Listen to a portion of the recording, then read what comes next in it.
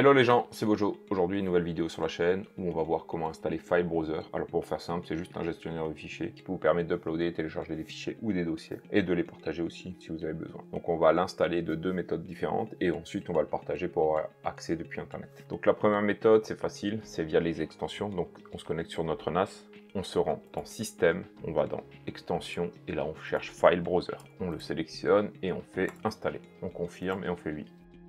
Moi, je préfère l'installer via Docker Compose, ça permet de le séparer du système d'exploitation et aussi pour faire les mises à jour, etc. et le configurer, c'est beaucoup plus précis. Donc une fois que c'est fini, on clique sur Fermer, on se rend dans Service et là on peut voir que File Browser est installé. On le sélectionne, ici on peut l'activer, on sélectionne le port, on va sélectionner le port 3300. Ici le certificat, j'en ai pas, donc je vais le laisser vide. Et ici, il faut choisir un dossier où on va partager. Donc là pour l'instant, je vais faire enregistrer. Vous voyez, on peut pas enregistrer. Il faut que je sélectionne un dossier. Ce que je vais faire, c'est que je vais faire annuler et créer un dossier comme toutes les applications. Donc pour ça, je me rends dans Stockage, Dossier partagé, et ici je fais plus, et je sélectionne File Browser. On sélectionne le RAID, le chemin relatif, on le copie, on choisit AppData, on le colle. Ici je vais mettre Docker, je vais mettre File Browser et AppData. Dans les permissions, je vais mettre tout, lecture et écriture, et je vais faire enregistrer. On n'oublie pas d'appliquer et de valider. Maintenant qu'on a créé notre dossier, on retourne dans Service, File Browser. Donc là, on réactive, on sélectionne le port. Je vais laisser 3670 par défaut. Et ici, je vais sélectionner le dossier File Browser, ici. Et je fais enregistrer. On n'oublie pas, comme dit, d'appliquer, on valide. Donc maintenant, on va essayer de se connecter. Donc j'ouvre un nouvel onglet, je tape mon adresse IP. Double point et le port 3670 et je fais entrer. Et donc là on arrive sur File Browser. Pour se connecter, le nom d'utilisateur et le mot de passe c'est admin. On change par la suite. Donc là c'était la version facile de comment installer File Browser. Maintenant ce qu'on va faire c'est que je vais le désinstaller et on se retrouve juste après. On est de retour sur l'interface. Donc là si je retourne dans Service, on peut voir que j'ai plus de File Browser. Donc maintenant on se rend dans Compose et File. Là on clique sur plus et ajouter. On va l'appeler File Browser.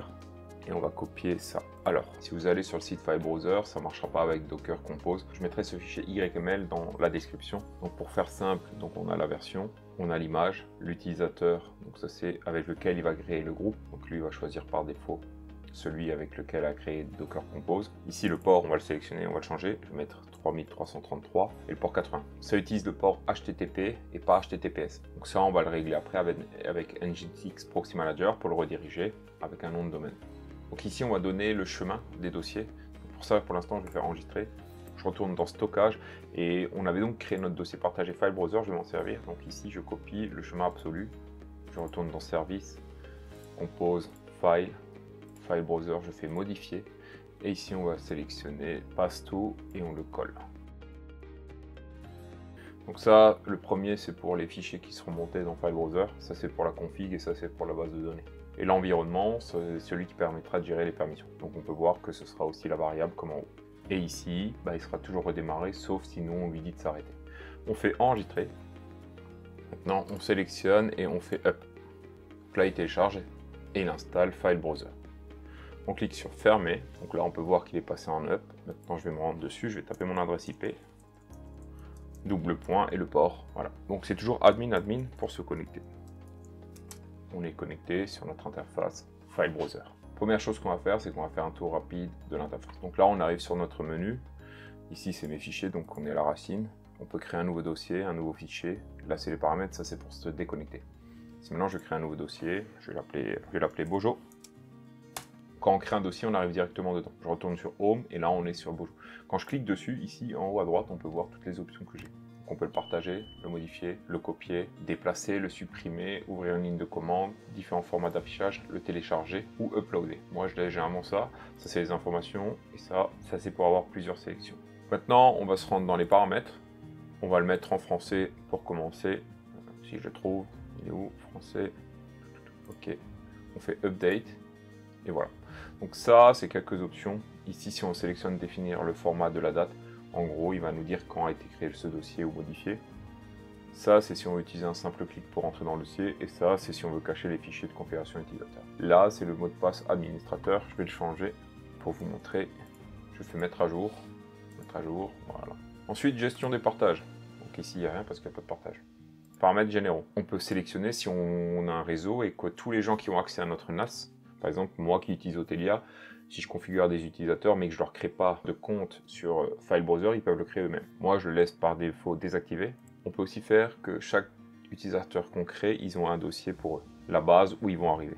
Moi, je touche à rien pour l'instant. Ici, à droite, portée du dossier utilisateur. Donc là, on peut lui dire, s'il veut qu'on arrive dans un dossier utilisateur, on sélectionnera tout le dossier racine qu'ils auront en premier quand ils arrivent.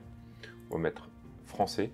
Et moi, par défaut, ici, ça c'est les permissions qu'on attitre à notre utilisateur quand on le crée. Moi, je vais le laisser juste créer des fichiers, des dossiers, télécharger, et je fais mettre à jour. Donc ça, c'est les paramètres généraux de ce qu'on peut faire. Donc maintenant, dans les utilisateurs, ce qu'on a fait, nous, c'est qu'on a déjà changé le mot de passe de notre administrateur, mais on n'a pas changé son nom d'utilisateur. On va cliquer sur notre utilisateur admin, on va lui changer de nom. Je vais l'appeler juste Bojo, histoire de ne pas avoir admin, et on fait juste enregistrer. Donc maintenant, on va créer des utilisateurs et on va voir comment leur donner accès à certains dossiers ou non. Donc on va faire nouveau, on va l'appeler user 1, on va lui donner un mot de passe, et ici c'est la portée des dossiers. Si je laisse comme ça, il aura accès, il arrivera à la racine. Il arrivera directement à la racine de File Browser. Nous, on va lui dire qu'il aura accès qu'à un dossier. On va mettre /user1. Donc le dossier n'est pas créé, je vais le créer. Ici, on peut lui dire qu'il peut modifier ou non son mot de passe. On va le laisser. Et ici, c'est les règles qu'on a déjà attitrées pour la création de tous les nouveaux utilisateurs. Donc ici, on peut peaufiner au fur et à mesure. Et ça, c'est les règles. On verra ça après. Et là, je clique sur enregistrer.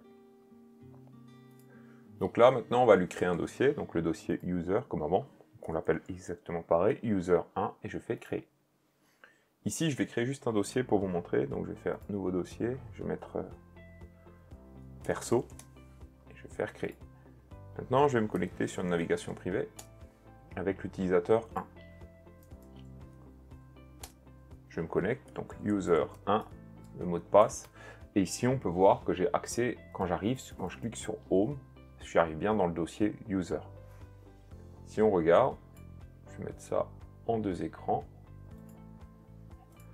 Donc là, ici, j'ai mon dossier Home, donc j'ai mon dossier Bojo et User avec mon administrateur. Et avec l'utilisateur 1, j'ai que le dossier perso, qui est ici.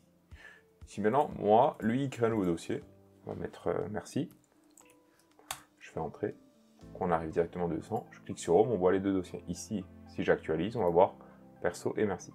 Je vais fermer cette fenêtre, on va remettre ça en grand. Maintenant, je vais créer un utilisateur et lui donner des droits à certains dossiers non.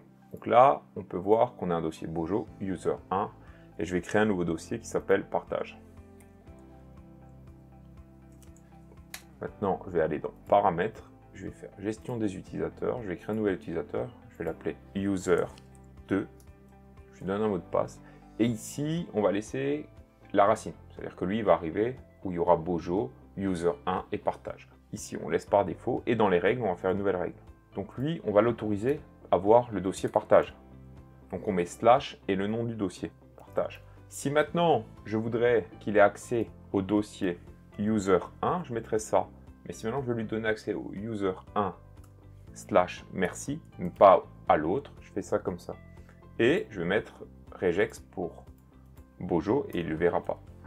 Donc, il peut voir 3 dossiers. Le dossier partage, le dossier merci qui est dans user et il ne pourra pas voir le dossier Bojo. Et je fais enregistrer. Là maintenant, je vais me connecter en navigation privée. On va se connecter.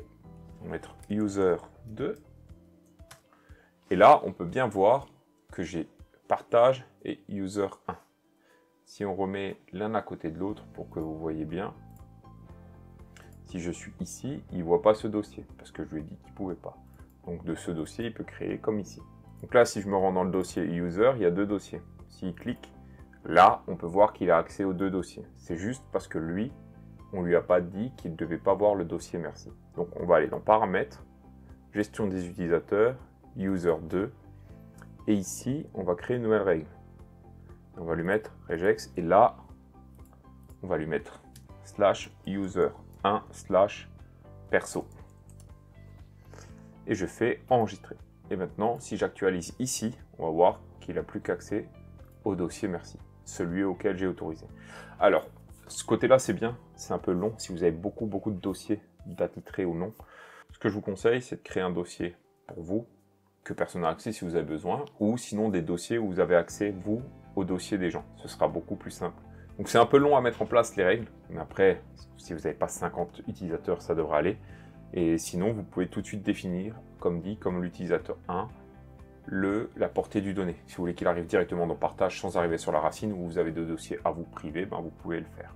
Maintenant, ce qu'on va faire, c'est qu'on va mettre le proxy host pour pouvoir y accéder depuis Internet avec un nom de domaine. Donc je me rends sur Nginx proxy. Donc là, on peut voir que j'ai mon proxy Omar.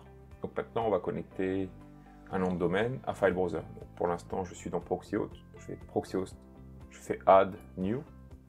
On lui donne son nom. On fait file browser.bojotech.fr. N'oublie pas quand vous êtes tapé de faire entrer, sinon ça ne le valide pas. On met l'adresse IP et le port. Ici, moi, je sélectionne tout.